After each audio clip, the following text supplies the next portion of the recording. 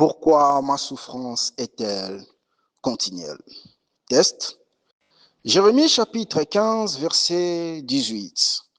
Pourquoi ma souffrance est-elle continuelle? Pourquoi ma plaie est-elle douloureuse? Elle ne veut pas se guérir. Bien-aimés dans le Seigneur, il arrive parfois que nous traversons des moments difficiles. Les problèmes se succèdent, les prières semblent tardent à être exaucées et nous demandons comme Jérémie, pourquoi ma souffrance est-elle continuelle?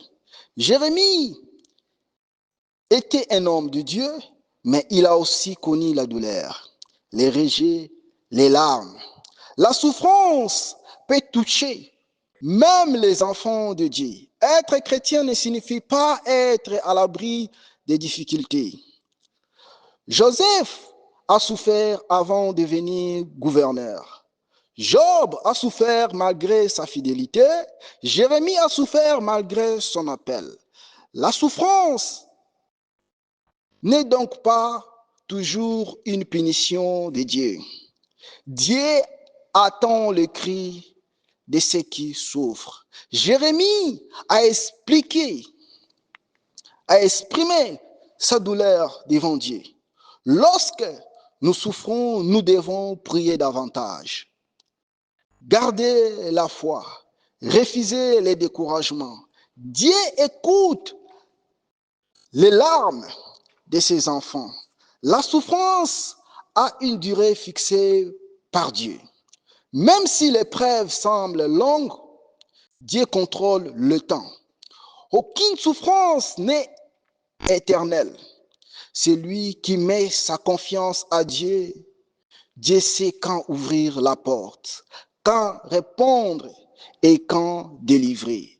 Dieu transforme la souffrance en témoignage. Beaucoup de témoignages naissent après des saisons de douleur.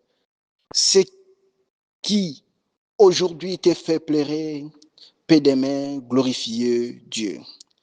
Si aujourd'hui tu traverses une souffrance continuelle, ne perdez pas courage.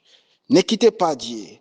Continue à prier, continue à croire. Même Dieu qui a soutenu Jérémie te soutiendra aussi.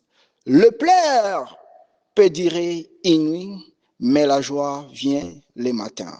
Psaume chapitre 30, verset 5.